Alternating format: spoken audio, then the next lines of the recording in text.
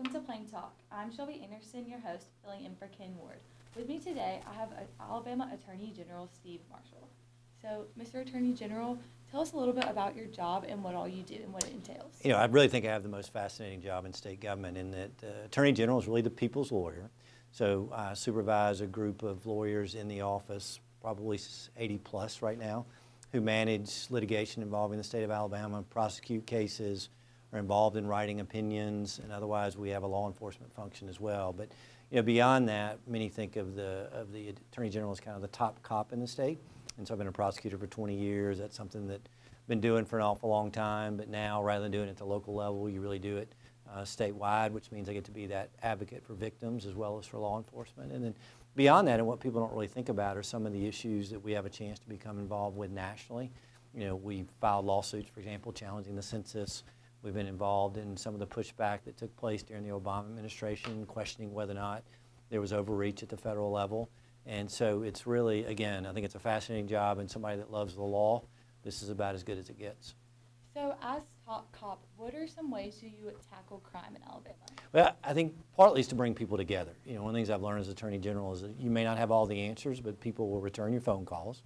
So I can get a group together to, for example, violent crime in Alabama. It's one of, I think, the significant issues that we face in the state. We've heard some of the stories even around here in Lee County and what's going on in campus and ways that we can proactively try to deal with that. And so we're able to sit around a table with federal and state and local officials to be able to talk about strategically what we can do and how we marshal our resources to be able to do things effectively. And so we're very much engaged in that violent crime discussion. You know, the issue of opioids is one that is paramount, not only from a law enforcement perspective, but also from a public health side.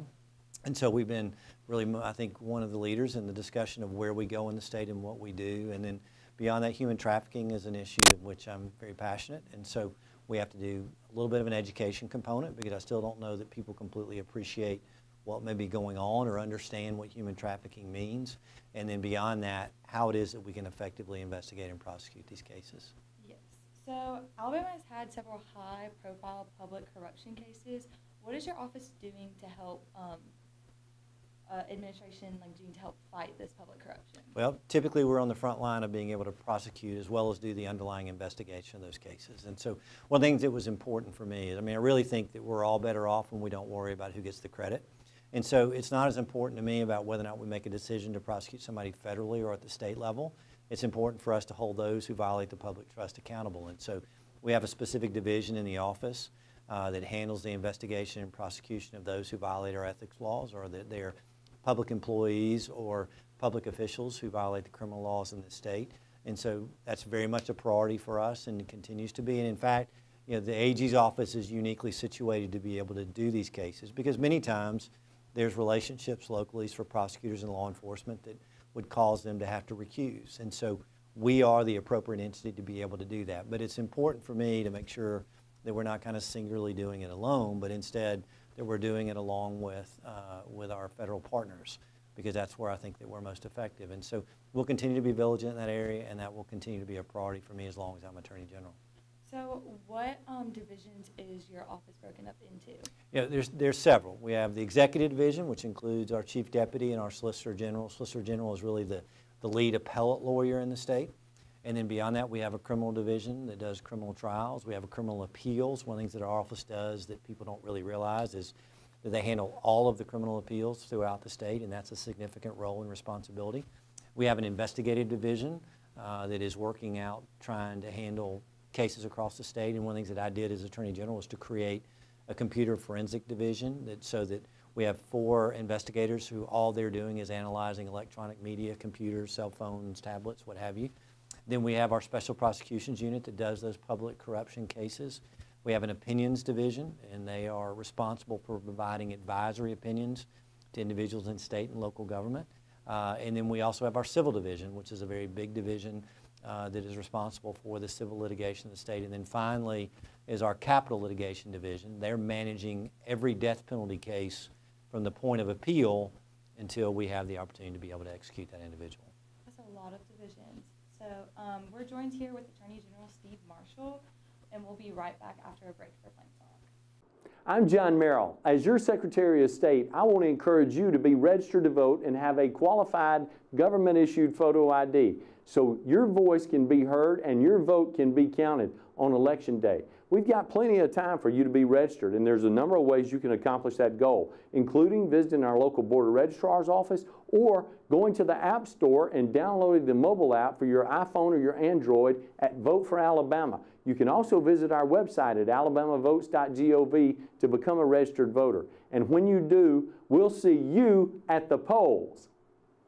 Welcome back to Plain Talk. I'm here with Attorney General Steve Marshall. So you've had a positive working relationship with President Trump and his administration. What are some specific ways that your team is working with the White House? Well, we've had a very good relationship, and not only just sort of with the president himself, which I had the privilege of being able to meet, which has been a remarkable opportunity, but also on issues that we think matter. On issues of immigration, for example, we, number one, stood with the president on the travel ban, believed that that was an appropriate exercise of presidential authority. We've talked about sanctuary cities and how that's a significant violation of the rule of law, and so we've stood with them there. We very much partnered with them on the opioid issue. Had a chance to spend a little time with Kellyanne Conway last time I was in D.C. to be able to talk to her about what their efforts were at the federal level and how we allowed that to be complementary to what we were doing at the state. And then beyond that is really sort of the idea that we need to make sure that we kind of reduce the regulatory state that we've sort of existed in this country for a while during the prior administration. I think one of the things that we've seen during President Trump's administration is I think at one point it was 33 regulations removed for every one that was offered, and we think that's a good thing. And so we very much have appreciated that relationship, them relying on us. And so we'll also be able to weigh in on some of the discussions relating to criminal justice reform to make sure that we do it smartly and wisely, but don't jeopardize public safety. And definitely don't want to make sure that we allow for there to be a rise in violent crime. And not only have we had direct relationship with the White House, but very much a relationship with the Attorney General, Jeff Sessions. He obviously had my role at one point in time, understands what it is that we do. And so we've been very appreciative to be able to spend a lot of time with them talking about various issues. Most recently, to be invited to discuss an issue involving Facebook, Google, Twitter, and kind of whether or not there's concerns about them becoming too big, and so whether there's antitrust concerns, and then also a little bit of the idea of their content suppression relating to conservative or liberal views. And then beyond that is really, I think, the broader question, the one that's more important to me, is are we adequately informing the users of those particular media what data is being collected and how that data is being used? Yes. So you were appointed to fulfill the term of the former AG Luther Strange. If elected to a full term, what are some of your main priorities? Well, I think you're going to see us want to be able to continue what we're working on right now. In that sort of top cop role, we'll continue to talk about violent crime, public corruption, what's going on the issue of opioids, human trafficking. I mean, we'll just continue to be very aggressive on those fronts to make sure that not only are we supplementing what's going on at the local level, because the reality is that a majority of crime, almost 90+% of it, is prosecuted by state prosecutors, DAs like I used to be, and assistant prosecutors. And so we want to make sure that we're very engaged with them on what's going on. But beyond that, it's that kind of the connection to issues outside of the state involving the right to life. I mean, I'm very much against the idea of abortion, and we want to be able to promote the concept of life, Second Amendment, and some of those battles that we face across the country. The issue of religious liberty. We, for example, were involved in a case recently involving the city of Pensacola that had a cross in a city park for 26 years, and we believe that's a constitutional exercise and wanted to be able to support them. And so I think it's very important that as Attorney General we continue to have that voice even outside of Alabama, because I think it matters to the people here. And so those will be things that we'll continue to work on and we'll be very passionate about. How has your time as a district attorney helped with becoming Attorney General? I think being a prosecutor, you're kind of a balls and strikes guy, and I think that's what the Attorney General ought to be. Ought to be somebody that's bound by the law and to enforce the law. And I'll give you an example, and I ought to do it, frankly, without political concerns. But the issue of gambling has been one that has an overarching sort of issue in the state for quite some time. It's illegal. And so we initiated 10 lawsuits in 8 different counties when we believe were illegal gambling activity, including the county that borders here in Auburn. Now, that's not because somehow or another I'm out there trying to have a crusade about gambling, although I have personal opinions about it. It's because it's against the law. And so the responsibility of the Attorney General, just like it was during my time as a prosecutor, is to make sure that I fairly enforce the law. And so the ability to do that for 20 years, and not only that, but to be able to try cases, to deal with victims, to deal with law enforcement, again, it gives me a greater appreciation of what their role is, what my role as their advocate should be, and to be able to be better in the role that I have right now going forward. One of the things that for me is very telling is that if you walk into my office, there's 2 windows that kind of look out one of the sides. One of them looks over the Capitol, which I think speaks to the gravity of the office that I hold as a constitutional officer, and it reminds me of the important role I have and the importance of me being able to serve the people of the state. But the other window looks out on the fallen officer memorial on the Capitol grounds, and that is I lost a police chief who was killed while I was district attorney. I know what it means to have an officer taken away from me and the sacrifice that they make and why they're true heroes. And so every day when I come to work, I'm reminded it is my responsibility to be able to be a voice for those men and women who serve us in law enforcement. In what ways does your campaign differ from your opponents? Well, I mean, I think what we try to do is just simply speak on issues and matters of policy. We've not tried to get into a bunch of political rhetoric. Frankly, I've not paid a bunch of attention to what he's done.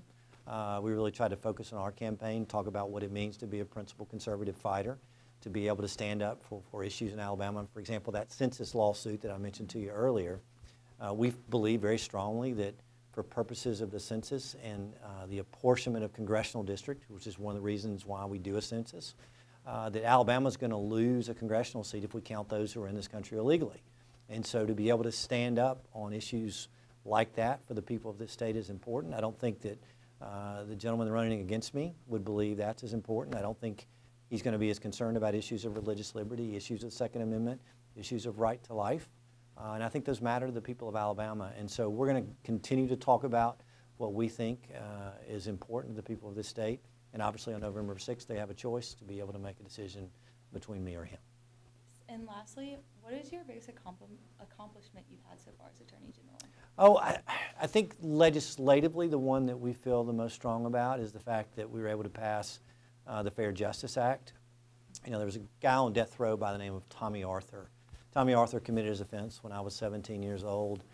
He was executed when I was 53. That's too long for an appropriate punishment to be able to take place. And so we were able to pass a bill in the legislature that fast-tracked death penalty appeals. It gave greater protections to a criminal defendant, but also said that we're going to do dual tracks going forward for possible remedies for a defendant alleging misconduct or problems with their trial, so that no longer will we have situations like Tommy Arthur come up again. Great, thank you. And thanks so much for joining us for Plain Talk. Be sure to follow us on eagleeyeauburn.com